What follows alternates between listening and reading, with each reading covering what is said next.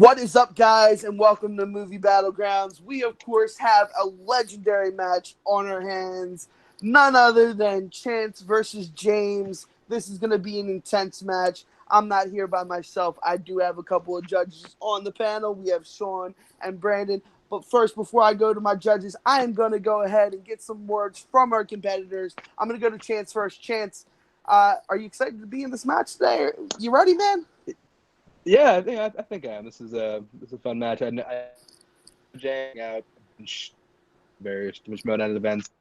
Yeah, I think it's gonna be fun. Let's do it. Awesome. And we're gonna go over to James. James, are you excited? This is actually the first time that I ever think that I've judged you. So don't let it hold against you, man. It's all right. We'll have some fun tonight. Are you excited? Yeah, man, I'm excited. This is going to be a lot of fun. Chance obviously knows movies and Chance knows his trivia, but if you watch the Schmodown, you know that Kalinowski and Knapsack don't ever let this man speak. So I don't know how he's going to debate me. So we're gonna have a fun time, see what happens and see if Chance knows how to speak words. All right. You want to Well, know how yeah. to debate? Check my 6-3 record. We're How I debate. leading with the fire. We're leading with the Okay. fire already. And of course, I am, as I said, not here by myself. I'm going to go to one of my first judges, Sean. Sean, how are you feeling? Are you excited to see this Fire Fest go in between each other, unlike the Fire Fest that didn't go anywhere?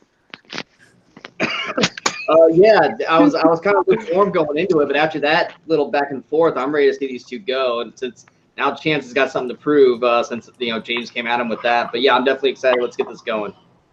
All right, and of course, last but not least, is Brandon on the panel. He had a victory in the Throwdown himself. Brandon, how you feeling about being back to the fan leagues, watching this debate, watching the fireworks go off? I'm feeling pretty good. I'm happy to be here. Both Chance and James are friends of mine. I competed with James in Full Metal Trivia teams, and I've competed against Chance in the Schmodown. So just know that there will be an extreme personal bias against Chance. Wouldn't be surprised if I just vote Chance. I expect nothing less at this point. But no, seriously, it should be fun. I will do my best to be a good judge. I've been a judge once before, and I like to think that I've got some now experience. It should be interesting. Very much excited. I'm excited to have everybody on this panel. Chance having to defend himself two ways. One from the judges, one from his competitor. Chance, I'm excited to see what happens here. Of course, I'm going to go into the rules real quick, guys. This is a 3-main bout. If we go further, we'll go into the speed rounds. It's split up between 90 seconds, 5 minutes, and 60 seconds. You do have the option for a 1-minute extension, either on your opening or your closing. We don't do it on the debate round anymore because we don't want to help out our opponents. Yay! And we're going to go ahead and kick it off right now with the first question.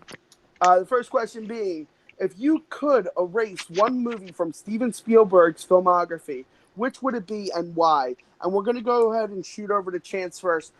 Chance, tell us which one it would be and why. Well, Aaron, I'm gonna fight an uphill battle with this question, but it's hard, drop some hard truth bombs on you guys because the movie I picked is 1991's Hook. Now people will be like, "What? Are you gonna erase that? I love that movie." You don't love Hook. That's one of those movies where your memories of watching the movie are much better than watching the movie itself. There's so much wrong with Hook that nobody acknowledges, and I really feel like if we're gonna get rid of a Spielberg movie, I feel like that's the one that's done the most damage. I feel like that's the one that deserves to be erased, and I'll get into why later. All right, Chance keeping it nice and short and sweet. And he went with Hook. I'm wondering what his opponent went with. James, why does he feel like he's got an uphill battle? And tell us the reasons what it is and why it should be erased. Well, he has an uphill battle because Hook is not a bad movie. Hook is a great movie. Hook is a fun movie. And what is not a good movie? What is not a fun movie? What is not even remotely even considered a speck of Spielberg greatness is Indiana Jones and the Kingdom of the Crystal Skull.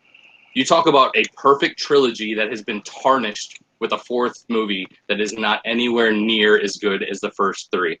So Indiana Jones and the Kingdom of the Crystal Skull needs to be erased from existence and erased from my memory. All right, and James hitting it with that haymaker right there that it needs to be erased from his memory. Guys, we got 5 minutes on the board. When one of you start talking, tell us why your film should be erased. I'm excited to hear this one. Look, Chance, I don't know what you have. First of all, go ahead. Let me point out first of all, the hook pop that James is holding wasn't even from the actual Hook movie. That's from the much superior Peter Pan film, the Disney one from '53. So Oh, you mean the one with the racist really Indian scene? Oh, you want to talk racist? You really want to talk racist? Your perfect trilogy. Look, I'm gonna say this. I may get a little bit of backlash for this. I think people really overstate the badness of Indiana Jones: Kingdom of the Crystal Skull. Is it a good movie? No, it's not nearly as bad as people make it out to be. And also, not even the worst Indiana Jones film. Temple of Doom is a far worse film. Like, it's way dark. It's way dark. It doesn't really feel like an Indiana Jones film. Kate Capshaw is unwatchable in Temple of Doom. Like, she's easily the worst thing in any Indiana Jones film. And not to mention, that movie is straight up racist. Short Round? Are you kidding me? We're not talking about Temple of Doom. We're talking about Kingdom of the Crystal Skull. We're talking about. But I'm saying, if you're going to erase an Indiana Jones film, why not erase the even worse one? No, look, that movie is not even worse. That movie is a perfect prequel. It's not a perfect movie, but it sets up that world. Kate Capshaw is garbage in that movie, but she's the only thing that's garbage in that movie. The opening of Last Crusade is the perfect prequel. Indiana Jones, Temple of Doom is a goddamn mess. I'll agree with that. Yeah, that is a much better one. But we're not talking about those two movies. We're talking about Kingdom of the Crystal Skull, which should not have been made. That movie was made 20 years later. It has no redeeming qualities about it. You have absolutely nothing from that movie. All the mystery from Raiders is taken away because of that opening scene. In the warehouse scene, all the mystery of that warehouse is taken away in Kingdom of the Crystal Skull. Because we see the warehouse. How does that make any sense? We see at the warehouse has mysterious shit in it, which we already knew from the first one. How does that take away the mystery? It's pretty much just confirming what we already knew. So there's no taking away mystery there. It takes away a lot. But we're not just talking about Kingdom of the Crystal Skull as a terrible movie. We're talking about you picking Hook as a terrible movie. And Hook is such a great movie. It is. There's so many redeeming qualities about Hook that you were getting out. Will you let me speak? Dustin Hoffman's performance in Hook is fantastic. He is so in character. He's so in this movie. He's absolutely Captain Hook. Him and Dennis Hoskins together steal every scene in that movie. There is no bad scene where Dustin Hoffman or Dennis Hoskins is on camera. And the way that Robin Williams is able to grow as a character, he starts off as Peter Banning in this rundown, everyday life, and you see him become the inner joy that Peter Pan is, that Robin Williams, only Robin Williams would be able to bring that on camera. And he comes through perfectly. That is a fun movie. It's a happy movie. It's a brilliantly shot movie. I will fight that to the death. Peter Pan, Hook is not a film. First of all, Peter Panning is one of the most unlikable characters in any film. From the dude is such a bad. First, his name is Banning with a B. Did I say Panning? I meant to say Banning. My bad. Anyway, but that's my train of thought. I don't give a fuck about him. I don't give a fuck about his wife. I don't give a fuck about his kids. I don't give a fuck about his shit. Why am I following this guy who I do not like throughout this entire film? And you know what I want to see? You know what I really want to see Peter Pan film? Suicidal Captain Hook, a Tinkerbell who has the hots for Peter Pan, who in turn has the hots for an older lady whose granddaughter, who the old lady who adopts him falls in love with the granddaughter. That's that movie. Just all sorts of levels of creepy. Does not hold up on our viewings at all. Not to mention you want to see you hear Robin Williams as Peter Pan. You want to see him be Peter Pan in the full full fun-loving rooster chanting shit, and that doesn't happen until the near 2 hour mark of a 2.5 hour film. It's not 2 hours. Oh, it doesn't. But still, it's not that late. Forever. No, I know. It's an absolutely great performance, and it builds. Look, it builds up the the expectations. You want that from the beginning, but when you don't get that from the beginning, it builds it up and it makes But also, you want more. I don't feel like it that gives it character to you works at the end. solely because Robin Williams. Like, if it was an actor who's not known for being like a big, like fun-loving, like lovable guy, I think that performance would work a lot more. The fact is Robin Williams, and you want to see him like really get to embody Peter Pan. That performance is just this casting doesn't work. Like Robin Williams. No, it works been perfectly Peter Pan because of it's Robin Williams, because he works that perfectly. Plus, you have Rufio. Rufio is one of the greatest film characters of the 90s. He's absolutely beloved by everybody. Rufio. Everybody knows that. Absolutely. Yeah, because people The Kingdom of the Crystal Skull is garbage. It's got fucking radiator fridge, and he would have died five times in that radiator fridge. With the ants, the swinging monkeys, Shia LaBeouf riding on a motorcycle. There's nothing good about that movie. You haven't given me one good thing about Kingdom of the Crystal Skull. Let me. Are you going to talk? Listen, Time. You also got to look at. Damn it. All right, Time. Fine. Can I get the 1 minute extend on my closing? Yes, you can. All right, so we're gonna go over to James first to close it out. James, you got 60 seconds. Close it out on why Kingdom of the Crystal Skull should be erased over Hook. 6 seconds when you start talking. Hook has so much going for it other than even the amazing performances I told you. It has great sets, great production value. It is a practical set with practical costumes and a practical soundstage. And it has an amazing underrated score by John Williams. It's one of his best scores. That Finding the Return to Neverland score is unbelievable. Like I said, Dustin Hoffman and Bob Hoskins are fantastic in every scene they're in. Kingdom of the Crystal Skull has no redeeming qualities whatsoever. Everything about it is bad. They're in a rundown testing site, but the houses have electricity for some reason. And how do you do these on TV? That makes no sense. There's a bunch of like mannequins in the house. Why is there electricity? Makes zero sense. He says nuclear instead of nuclear. He's a professor. How is he say nuclear wrong? Come on, it's nuclear, Professor Jones. And just to top it off, Chance ranks Kingdom of the Crystal Skull at the very bottom of his Spielberg list. Way at the bottom. Last one. That's horseshit. So clearly he agrees that it's the worst one and should be gone. Time. That's below the belt. I've actually never had that happen before, where someone pulls up someone's list of Spielberg movies. That's going to be interesting. Chance, you got 2 minutes on the board when you start talking. Combat that how you will.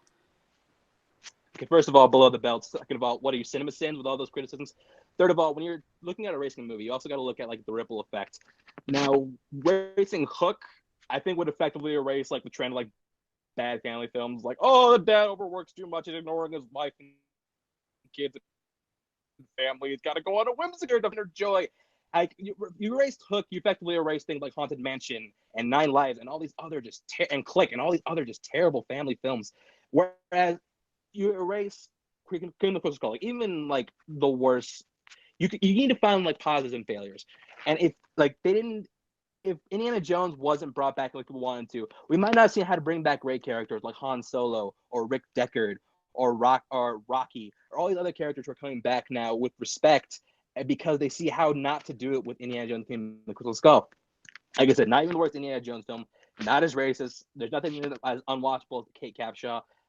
Ford's actually really good in the role. I like Ray Wise, Karen Allen, him and Ford's love chemistry. And I want to close out with a few quotes in Hook. So I want to see Hook again because I so don't like that movie. I'm hoping someday I'll see it again and perhaps like some of it. I felt like a fish out of water making Hook. I didn't have confidence in the script. I had confidence in the first act. I had confidence in the epilogue. I had not a confidence in the body of it. You know who said that? Steven effing Spielberg. Doesn't matter where I rank it. Steven Spielberg, this is the only film he's come out and admitted to actively disliking. So Spielberg would erase this from his filmography entirely. Why shouldn't we as the public? Woo! Chance doing something that I didn't think was possible and battled his own placement on a list for Steven Spielberg. But I am not first up here to make the choice. I'm going to go over to Sean. Sean, where do you see this match? How are you feeling? This is intense already. I was so hoping I wasn't going to go first. Yeah, James, huge knockout blow with pulling up the list. That was filthy. But Chance countered it. I actually liked his counter for it. And then also, like I said, great back and forth between both guys. There was a lot more attacks on Hook than there was Crystal Skull. But the thing that hooked me was at the end was with Chance's Spielberg quote. He does dislike Hook. That is the one movie that Spielberg has kind of come out and said he should change, or he should, or he kind of wishes he could do it. So I got to give Chance the point on this one. All right, I'm going to you next, Brandon. Where are you feeling? How are you feeling on this one? So I think James had a couple good points with Hook having great performances, and every time those two actors are on screen, it's never a bad scene. And that adding a fourth Indiana Jones movie 20 years later ruins a perfect trilogy. But I like Chance's rebuttal to that, where he said the Temple of Doom is actually the worst movie, and he gave his reasons why and mentioned how Hook was creepy and people are kind of just watching it through these rose-colored glasses. But eventually, Chance won me. James. Eventually, Chance won me over in his closing statement, where he actually talked about the effects of what would happen if you would actually erase one of these movies. So for that reason, I'm gonna have to give Chance the point. I just felt there was ultimately too much discussion about Hook and not enough about why Kingdom of the Crystal Skull was bad and its impact of erasing it. So. All right, we're back at it with question number 2. Chance to get the first point. James, let this fuel you to get you the next point and take us into the speed round.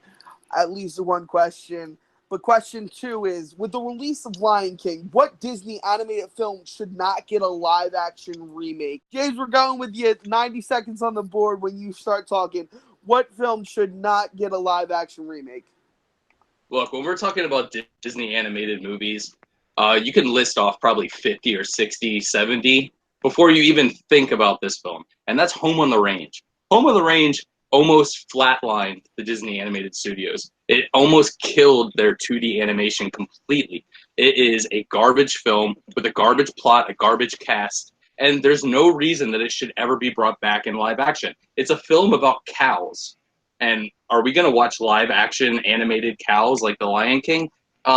It's not a fun movie. It is catering to the common denominator where it's projecting towards like 4 and 5 year olds, where the best Disney movies cater to a wide range of factors. It's going to be children friendly, but it's going to have adult humor, and it's going to be things that you can relate to. This movie is nothing but crude, crass, unlikable characters with songs you don't remember. I challenge anybody to name a song from this movie off the top of your head without thinking about it too strongly. And it is all lowbrow humor. It's not a fun movie. It doesn't need to be remade in any way, shape, or form. Home on the Range. It sucks. All right, shooting over to Chance. Chance, 90 seconds on the board. What Disney animated film should not get a live-action remake? You want to talk about nearly in the air? Let's take it all the way back to the 80s. A little film called Black Cauldron, a film that nearly craters the Disney empire. How bad was this film? How much people not want to care? Most people not want to care about this movie. It lost to the Care Bears movie. That had already been out for several weeks. It is the lowest point in Disney history, and like I could understand wanting to remake this if there was like some concepts there, but honestly, there's nothing really you could go back to in the Black Cauldron that would make for an interesting remake. So I definitely think that's one that Disney really look. They're strip mining all their old properties. This is one that they should really stay away from. All right. Chance has got Black Cauldron. James has got Home of the Range. It's going to be an interesting battle, to say the least. Guys, 5 minutes on the board when you start talking. Home of the Range, Black Cauldron. Which one shouldn't get the remake? Now, Look, sorry. Disney now, came back the from reason the I Black will defend Cauldron. Home on the Range is because they did. And they came back from Home on the Range, too, so I don't see your argument there. Yeah, but 2D animation didn't. They go into all this 3D animation. They still made 2D movies. Princess and the Frog and Winnie the Pooh still came out after that. So there's no argument there. But I will say, in defense of Home on the Range, the reason that you could remake that will He's completely Only frozen. improve on yourself. Am I? Hello? I didn't hear a word you just said, but My bad. it's regardless because it doesn't matter because can I Black reset? Cauldron is no. Everybody else heard it. I just didn't hear it. But Black Cauldron is perfect for a remake. It's absolutely perfect for a remake. It's Is it? ahead of its time in the Why? 80s. Like that's Tim Burton was one of the No, it animators wasn't. on Black That's Cauldron. that thing that everything. No, he wasn't. And No, none of it his was concepts got used in that movie. because None of his concepts got used. So like because they projected that he was too dark for the animation. But look, Black Cauldron is perfect for a live action remake because you have human characters, so it's going to be easily remade with human actors and CGI around it with spectacular sets and incredible premises. The visuals would be perfect for CGI and live action, and the fantasy stories are so in vogue right now with Lord of the Rings and with Game of Thrones and with Stranger Things. It's the situation right now is so much more for fantasy than it was back in 1985. Lord of the Rings had the Tolkien books. Game of Thrones has a built-in audience, and on HBO, it's TV, completely different market. And Stranger Things, that's marketing based on age and nostalgia. So there's not really an argument there. Everything the Black Cauldron does, like the concept is that like you dip a pig's nose in water and it could tell the future. What, are you kidding me? Like that's no. Look, the Black Cauldron is based on books as well. The Black Cauldron is based on books as well, and yes, it is. It's based on a series called like the Paladin or something like that. See, like how are you gonna sell that to me, who didn't even know but the Black Cauldron had books? Also, like say these things. But look, like the old Lord of the Rings cartoon. Nobody would. The old Lord of the Rings cartoon is okay. Like people don't. The old Lord of the Rings cartoon isn't like the beloved franchise like it is with the Lord of the Rings live action, and it could be the same thing with the Black Cauldron. The Black Cauldron cartoon can be the prequel. It could be like the basis of what starts, and then you make Black Cauldron live action, and it becomes amazing, and it could be an epic. Just like the Lord of the Rings cartoon was a precursor to the Lord of the Rings films, the Black Cauldron cartoon could be the precursor to the Black Cauldron films. Answer me this: what was the last successful fantasy film at the box office? Lord of the Rings. Probably Return of the King. It would probably Return of the King. I said outside of Lord of the Rings. I'm not in movie release dates right now. I'm just talking about this movie is going to be fantasy is box office poison. Look, Home on the Range. Like I said, you can only go up. And like, how poetic would it be for Disney to go back to a property that nearly, they didn't quite right. That people see it as a low point. And so, okay, we can do a lot better. And you say people don't want to watch live action animals. Lion King just crossed $1 billion, so they demonstrate people do. Yeah, well, that's because the Lion King has Hakuna Matata and the Circle of Life. I told you, name me one song from Home on the Range. Do it right now. Write new songs. They can write new songs. It had Alan Menken. Alan Menken wrote the scores and the songs for The Little Mermaid. So bring him back. Give him another shot. It's not a problem with who wrote the songs. The songs are not good. The movie is not good. It's not going to matter. People are not going to watch cows for 2 hours. The Lion King had broad appeal. Remake things people like. Remake things you didn't get right the first time. Right, and guess what you just said? You said the Black Cauldron didn't work the first time, but the Black Cauldron works as live action, whereas Home on the Range. The problem with Black Cauldron, I've been saying, like a lot of the things from so many different fantasy tropes that like nothing in that movie is remotely new. Like guy saves chick, where have I seen that before? Evil wizard, where have I seen that before? Magic object, that's the source of all evil in the world. Where have I seen that before? Like there is literally no new ground you can break with 1 minute. Movie. Whereas cows go on an adventure and save a farm. At the best thing that you could have with Home on the Range is a really bad Babe remake, and that's all that would be. It's cows and CGI. It's terrible. Look, Charlotte's Web made money. Charlotte's Web is a beloved book. Home on the Range is not a beloved movie. Home on the Range is a movie that nobody even cares about. Look, the problem with Home on the Range, besides the music, besides the story, is that the characters are all terrible. You don't like any single character in that movie. They're all mean. Roseanne Barr's character is abrasive and she's angry. Basically, what she is, if you know the history of Toy Story, when Woody in the original draft of Toy Story, Woody was this really asshole character, and they changed it. And if you didn't change it, that's what you would get in Home on the Range. It's an asshole character, and you don't want to see it. Look, the Black Cauldron is perfect. It's what high fantasy is in vogue right now. It's a live action cast with human characters. It would be perfect right now. Not in vogue. That's the thing, though. Game of Thrones says otherwise. Time, guys. All right. We're going to go over to Chance. Chance, 60 seconds on the board. Tell us why Black Cauldron shouldn't get a remake over why Home on the Range should. 60 seconds. You say high fantasy is in high demand. Tell that to Tell it to Warcraft, tell it to Valerian, tell it to all the other sci-fi properties. I'm not sci-fi. I'm sorry, the fantasy properties that just crash and burn. Where you look at, like I said, what would be more poetic than Disney trying to reclaim something that nearly created them as a studio and as a studio and as a company? The difference between Home Alone and Black Cauldron, like I said, it's Spanish tropes we've seen in literally every fantasy movie since the dawn of time. Whereas Home on the Range, you have room to experiment, you have room to play. You can make you're making cows more likable. You can really improve that technology thing. Like Andy Serkis is making Animal Farm, bring Andy Serkis onto it. He can look what he can do with motion capture technology, and making the animals more expressive and more vivid and more vibrant and better, more likable characters. It could be actually a really interesting ride. All right, Chance closing up right there. And we're going to go over to James. James, close us out here real quick on why Home on the Range should not get a remake and Black Cauldron should. Look, Animal Farm is also a beloved property. It's a beloved book by George Orwell. It's based on something that's going to be good. So Andy Serkis can have a great movie there. There's nothing redeeming about the Home on the Range film. There's no good songs. There's no good humor. It's not good for kids. It's not good for adults. You would have to change absolutely everything about the movie just to make it even remotely good. And that is still going to be an hour-and-a-half movie of cows just trying to save a farm. And it's going to be so boring. The Black Cauldron has a cult following. And it also was, as you say, a film that was not profitable for Disney. So yes, it could be you go back and you try to revisit one of these properties. And yes, high fantasy is in demand with things like Lord of the Rings and with Game of Thrones being so successful. People are looking for these fantasy type movies. It has a very loyal cult following. It can improve on what they're already doing with dark subject matter, such as in the Maleficent films. And if we're to believe some reports, according to We Got It Covered just yesterday, Disney is actually moving forward with the live-action Black Cauldron. Time. All right. We're going to go over to Brandon first. Brandon, where do you see this this question?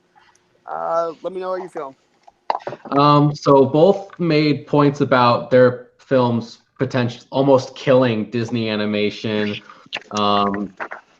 James, I thought, had a good point with it having fantasy elements. It could be really cool visually, but I also like Chance's rebuttal that fantasy films often fail at the box office. But James kind of won me over with just how much he berated Home on the Range, just talking about how there's no redeeming qualities, no good humor. It caters only to children. It's no good songs, and also the fact that doing a live action film with human characters actually makes a lot more sense than doing another, Lion King, but this time just with cows. So for those reasons, I'm gonna have to give James the point.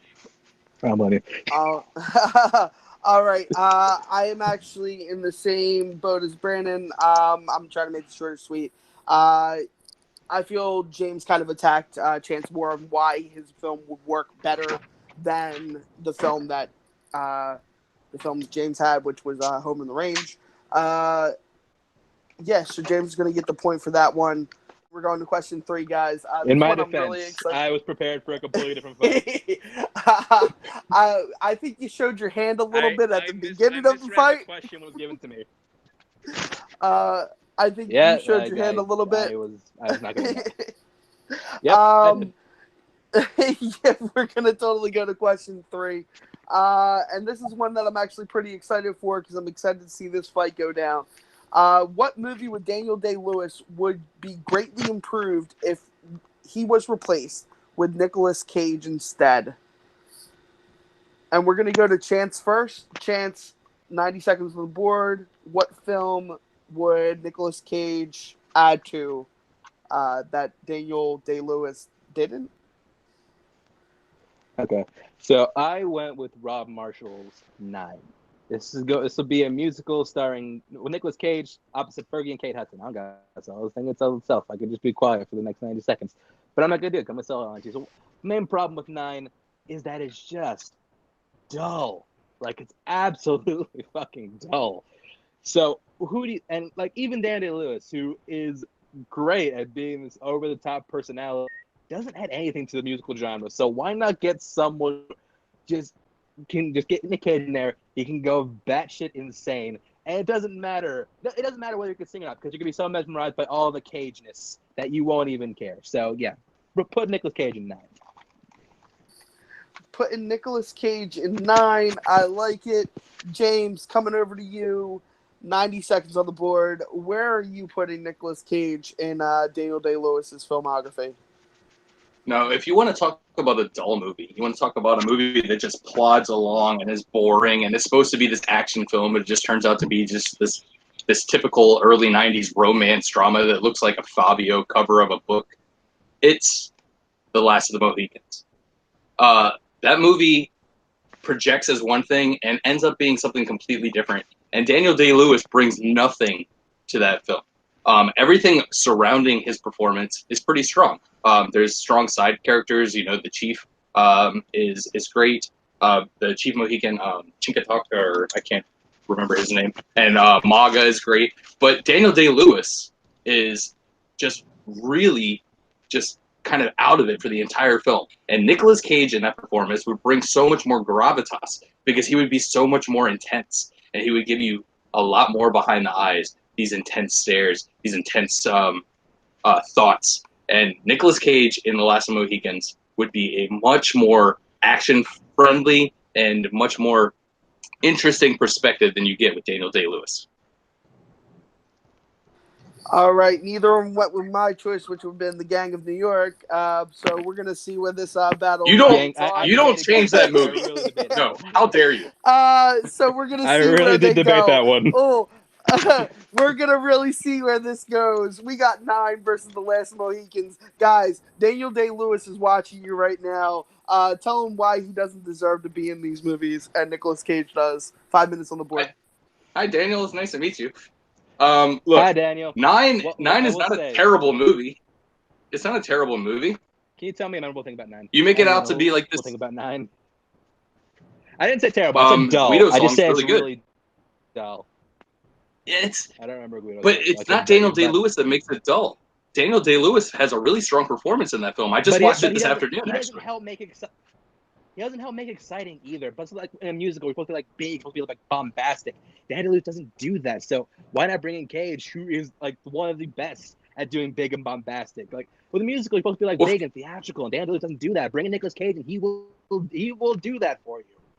Well, for those of you that don't know, if anybody is not aware, 9 is a story about an Italian film director in the 1960s who has, writer's block. He doesn't know what to do. It's set in Italy. It is set with an Italian person. And Daniel Day-Lewis does a really great job acting Italian and singing in Italian. Yes, but you know who actually can't do an Italian accent is Nick Cage. Have you ever seen the Captain Corelli's Mandolin? Captain Corelli's Mandolin. He's terrible in that film. He does a terrible Italian accent. But come on, Bella Bambina, 2:00. That's awesome. And plus, like when you like that kind of performance, that kind of might be attitude, fun, but it's going to be extremely offensive to Italians. You need Nicolas Cage. The last thing he would do. Sorry, Captain Corelli's Mandolin, because he's got some bad direction. The last thing I would do, being an Italian man himself, would offend Italians. Now, the thing about Last of the Mohicans. No, he's not going to do it intentionally. He's just going to try to do an Italian accent, and he's going to offend Italians unintentionally. But the thing is, Daniel Day-Lewis does a really great Italian accent, and he sings in an Italian accent. Nicolas Cage can't even speak in an Italian accent, and he can't sing in an American accent, and you want him to try to do both? This is impossible. Because it might make that movie more watchable, it might make the movie more entertaining. It might make it more entertaining, but it's not going to make it a better movie. That's a different question. You said the question is what's going to make it a better movie, not a more entertaining movie. Yeah, it might be a train wreck, and you're going to be not able to turn away from it, but it's not going to make it much better. It's going to be completely better. It's dull. How would making it more entertaining not improve? Look, I will say on Last of the Mohicans. Look, as much as I do love Daniel Day-Lewis proving he's the best Indian, I feel like if you wasn't expecting an action movie, I don't know why. Like, it's marketed as an historical epic drama. It's a lot. It's actually not even that big. It's actually pretty short compared to like what it's supposed to be about. But like, it's not epic, and it's not historical. Subtlety. It is historical in that it takes place in the past. It's historically incorrect. But honestly, you're looking for like intensity from Nicolas Cage in '92. Absolutely. Nicolas Cage doing in '92, nothing that would give him that intensity. He didn't develop intensity until the mid-'90s. So you're going No, way too he early didn't become for an this. action star until the mid '90s, but he was giving intense in '92. What was Absolutely. what was an intense performance he gave before '92? Again, I'm not on movie release dates, but I know was Leaving Las Vegas was right around what 93, 94, 95. 95. Yeah, I mean you're looking 3 years earlier than that. I know he did Moonstruck right around 88, 89, Moonstruck, but it doesn't matter. An intense performance. No, but he's very subdued. But the thing is, with Hawkeye, you need to be able to have intense moments, and Daniel Day-Lewis never gets to intense moments. You don't though. Whatsoever. You need emotional vulnerability. You need emotional vulnerability for Hawkeye because you need to see how he grows with these people. And Nicolas Cage, I'm not sure he could pull it off in the same way Daniel Day-Lewis could. Like Daniel Day-Lewis is the one thing that keeps that him in West Studi. Daniel Day-Lewis is the one thing that keeps that movie grounded, except for West Studi. No, he has emotional vulnerability, which he's shown in Moonstruck and he showed in Raising Arizona, which were both preceding this time. He would have been fine with the vulnerability, but he also had that internal fire that you see with Nick Cage in the mid '90s. He had also, that brewing. Do you really want to see Nick Cage prove he's the world's best? He's the world's best Native American. I don't. He's not a Native American. That's the thing. Last of the Mohicans, long hair and the braids. Last of the Mohicans is not about a Native American, so this is not whitewashing. Last of the Mohicans is about a European-born person, so it does not matter. I know it's about white. It's about a European person that is adopted by the Indians, so it's not whitewashing. Look, 9, like I said, Daniel Day-Lewis. You talk about somebody that is able to be subtle and reserved. Daniel Day-Lewis is perfectly subtle and reserved in that film. And Nicolas Cage, if you're giving him an Italian accent and you're trying to get him to sing, he is not going to be subtle. He's not going to be reserved. He's going to be way over the top trying to do this accent like you see in Captain Crow's Mandarin. You can't be reserved in a musical because that just makes it boring. Like, that's the thing about musicals. You need to be bigger. You need to be more expressive, and you can't do that in a subtle, like, emotional way. You need to be bigger. That's what I'm getting at. And Nicolas Cage will deliver. No, absolutely not. He's going to try to sing. He's going to be absolutely awful, and it's going to be one of those things like Cats, where it's going to be fun to watch, but it's going to be absolute garbage. That Cats trailer is going to be the same thing as what this movie would be. You've not seen Cats. I'm talking about the trailer. Just the trailer. Second of all, just the trailer. You know how many actors have learned to sing for movies? Why can't Nicolas Cage do the same thing? Have you seen Nicolas Cage sing karaoke, singing Purple Rain? It's garbage. Time. All right. Oh, this is fun. This is a fun match, guys. We're gonna start with James. James, you got 60 seconds on the clock to close this out. Last of the Mohicans. Why should Nicolas Cage get that role over 9? And why would that be improved upon if he got it? Like I said, 9 is a film about an Italian film director, and he's adored by women. And Nicolas Cage is not able to exude that. He's not going to be able to do an Italian accent. He's not going to be able to sing in an Italian accent. He's not going to be able to sing in any accent because he can't sing. The only thing Nicolas Cage can sing is maybe Elvis covers because, he loves Elvis. But he's not going to have Guido's sense of strength and his subtlety because that's not Nick Cage right now. Nick Cage is not subtle in that way anymore. Anyone who has ever seen Nick Cage video when he's singing Purple Rain and karaoke around LA and stuff, he is not a good singer. They're not going to be able to do that. And if you take the singing out of the movie, all you're going to do is make a poor remake of the classic, which was Fellini's 8.5, which was 9 is based off of, which is a dramatic version of this movie, and it's fantastic. But if you put Nicolas Cage in as Hawkeye in Last of the Mohicans, you get a much more intense performance, which that movie sorely needs. It's a very boring movie. It's a very plotting movie, and it's stuck on the romance. Nicolas Cage would be able to do the romance at the time, but he's also going to bring that intensity that, like I said, is sorely missing. Thanks, Sean. Sorry about that. I tried to click off my mute. Wouldn't work. All right, we're going to go over to Chance. Chance, close this out. 60 seconds on the board. Tell us why 9 over Last Mohican. So I don't know if you've heard of these things. They're called singing coaches that can actually teach you to sing. So get one of those for Cage. And look, I guess like I keep saying, in a musical like that, you can't be reserved and quiet and subtle. You need to be bigger, or else it's just going to be boring, like 9 was. So bring in Nicolas Cage, have him be like wide-eyed and crazy the whole time. It'll be a much better film for it. Last Mohicans. Look, Daniel Day-Lewis has emotional vulnerability, which is the main thing Hawkeye. He doesn't need intensity. That like, if you think he needs intensity because he needs a part of an action film, you're missing the point of the film entirely. And yes, like could you plug Cage in and work? Maybe, I don't know, but you need like, could you plug Cage in Last Mohicans? Could it work? Maybe. Plugging Cage into 9 makes it much better. All right. It is up to me, I guess, to pick first. Going into this, I didn't have a clear-cut winner. I thought I was going to hear some interesting arguments, and I did. The question is, which would greatly improve? And I think overall, James kind of hit down 9 a few pegs of, of why it wouldn't work with Nicolas Cage, why it wouldn't improve it, why it's basically a remake of 8.5 if you put Nicolas Cage in it because he can't sing. And that kind of makes big, while I understand Chance's argument of, you need excitement for Broadway or for musicals. You also need that singing ability regardless. So that was a big point for me. And I didn't see Chance, besides saying get him a singing coach, to explain why it would work as him fitting that mold. So James does get my point for that. I don't know what you could say, James. I don't know what you say. Yeah, I don't know. Could say against that. I'm not literally asking you. It's a rhetorical question. All right, I'm gonna go over to Sean. Where are you viewing this? I was kind of the same point. Like, by the time they got the closing arguments, I was like, I still am kind of like just this the whole way. But I mean, a lot of the same things you said, Doug.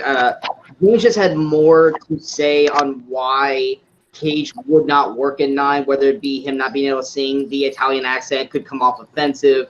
And while I did like Chance's ability of saying that, well, he in a musical you need to be, kind of a little bit over the top, there is a point of being over the top and being dreadful to bring the movie down, and there's a point of being over the top and actually making it work. And James's arguments felt like it just would not work overall, whereas with Chance, there just wasn't enough of an attack on Mohicans besides the intensity, and there just wasn't enough points for me to sway it more towards that way. So I actually am going to have to give it to James as well.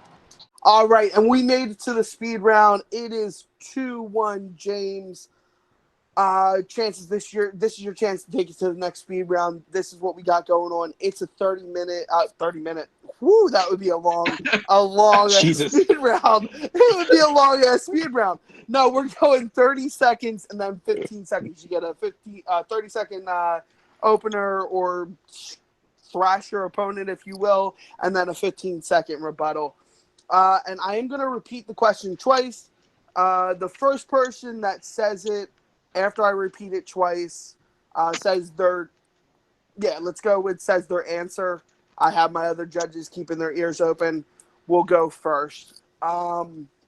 So, like I said, I'm going to read it twice. First person that says their answer, we'll start it off. Speed round number 1. What movie action star would be the best at rescuing you if you were kidnapped? Again, what movie action star would be the best at rescuing you if you were kidnapped? Arnold Schwarzenegger.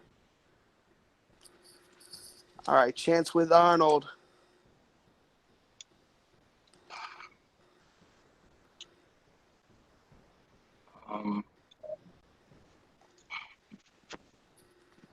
You said character, right? Wait, is character or actor? Movie action star. Okay, so actor. Okay. Yeah, actor. So it is actor. Movie action star, yeah. The Rock. And James with The Rock. Also known as, The Rock.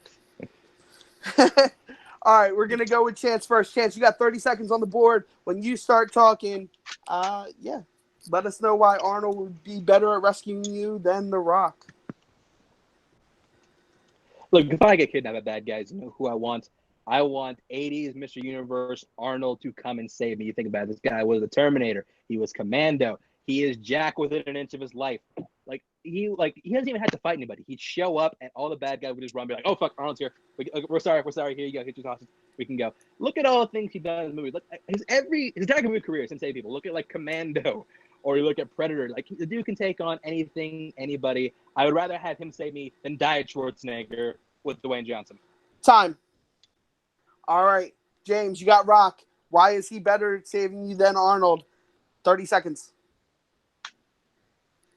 Look, Arnold wasn't even Mr. Universe in the 80s. He was Mr. Universe in the 70s. And Arnold is 72 years old. I don't want a 72-year-old trying to save me. I want The Rock. The Rock is badass right now. Arnold is not badass right now. Arnold's just coming out of politics and trying to, like, grab onto the coattails of the Terminator franchise again. Arnold would not be able to save me. The Rock would be able to save me. And I would be able to live another day with The Rock coming after me. And that is absolutely true.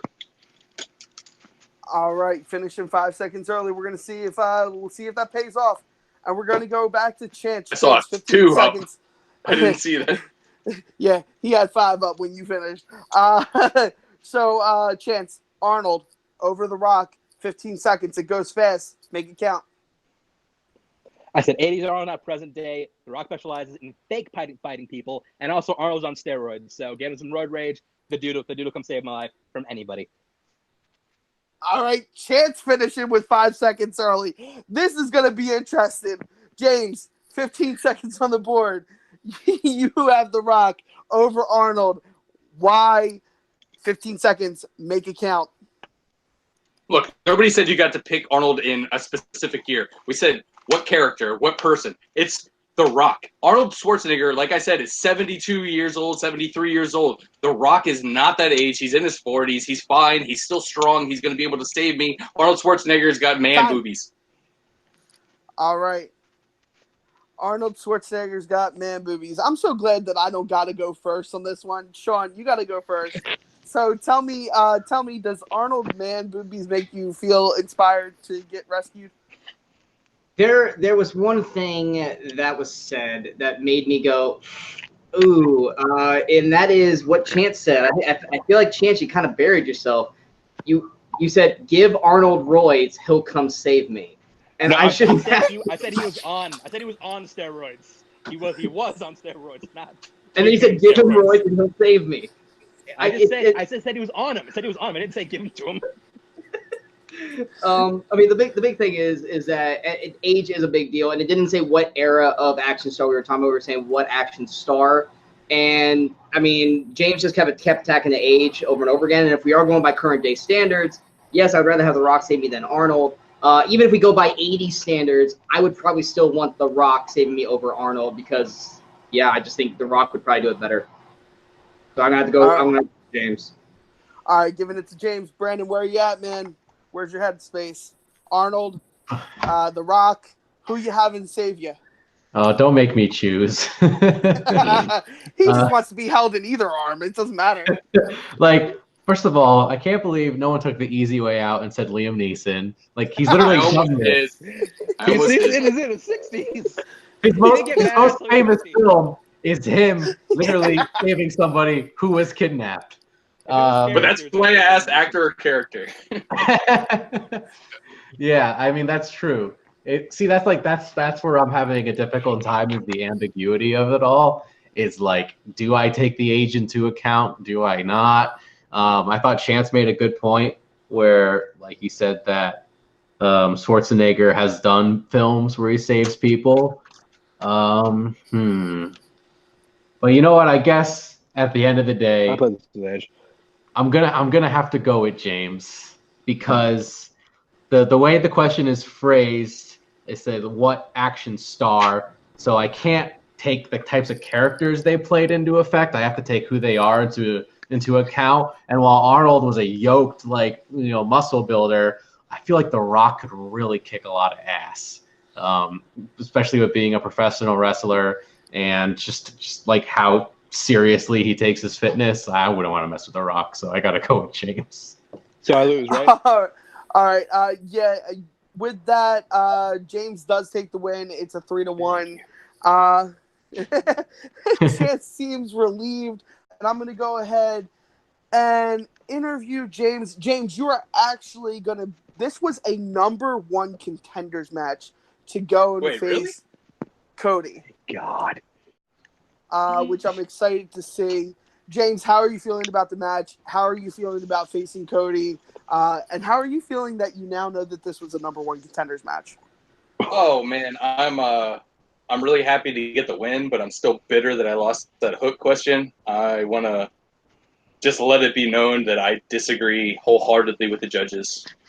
That's the only question that I really wanted to win, and I know that's the only question that Chance really wanted to win. So my win feels tainted because I didn't get that point. But look, at the same time, I'm happy to get a win against a competitor as good as Chance. You know, I did say some words before the match, but I know that Chance is great at debating movies. And round two really proved that because he definitely read that question wrong, and I've known it for weeks that he read that question wrong. And I was really happy that he read that question wrong. I was like, man, he's really going this way. Okay. Yeah, that's fine. But no, Chance is a good dude, and I'm happy to be able to come away with a win here. But I definitely got my work cut out for me with Cody Newberry. You know, that man is a debating beast. So I'm gonna have to put in a lot of time and effort into preparing for that match. But happy to be able to get away with a win here. Hey man, if you come up with the same spirit that you came up with today, I think you got a chance. I think you take it to the wire. Let's go over. No pun intended, because I really honestly didn't mean that. But let's go over to Chance. Okay. Chance, how are you feeling? I know this probably didn't turn out the way that you wanted to turn out, but how are you feeling? Are you excited to see James versus Cody? I mean, I wouldn't say it didn't turn out the way I wanted it to because I got Hook erased from history. So really, James is right. That's all I wanted to do. I really only wanted to win that Hook question. The rest of the match, I couldn't care less. But yeah, I didn't know. I don't know how to read good, so I did myself no favors in round two because I came prepared to fight a completely different argument. So yeah, I mean, it is what it is, and good luck against Cody, I guess. All right, and I'm going to go over to one of my first judges, Sean. Where can the people find you? How do you feel about this match? And yeah, what are your viewpoints? Yeah, I mean, it was a fun match. I liked watching both these guys go. They were both very passionate with each round, even if Chance didn't know the wrong way he was going. He still actually came out swinging at least, and just like in any fight, it's a puncher's chance, and Chance at least tried, even though he failed. I mean, it was still a good match regardless. You guys, hey, he tried, man. Just like on his face, I was like, oh, this is gonna be interesting. But it was still good. As you guys can see behind me, I have my own movie review show where we talk about movies and review and all that stuff. That's at Sean's Movie Crusades on YouTube. You can also find me on Twitter and Letterboxd at S Movie Crusades. And of course on Facebook and Instagram at Sean's Movie Crusades. And that is Crusades with a Z, not an S. All right, and going over to Brandon. Brandon, how are your viewpoints on the match? Where can the people find you? And yeah, any details that you can give us about the Smurdown? Yeah. I'm just happy that the judges were unanimous across the board today because that way I don't feel guilty for sending someone home. So that's good. But overall, yeah, it was a great debate. I know James is happy to move on, and I know Chance has a Chance has a championship match to study for. So I think there's a silver lining in losing where he has more time to prep for that. And you can find me Twitter and Instagram at BrandonHannah07 and crossing names off my hit list in the Schmodown. Better uncross my name, bitch. I'm coming back for you. Your name has already been crossed off, Chance. I can't uncross it and cross it again. That's a logistical nightmare. So now we're gonna have to send this over to Christian to somehow find a way to cut a promo out of that. You can find me pretty much anywhere. Check out all the stuff going on in Movie Battlegrounds right now for Sean, for Brandon, for James, for Chance, for myself. This has been Fallout, and we're excited to see you guys at the Snowball.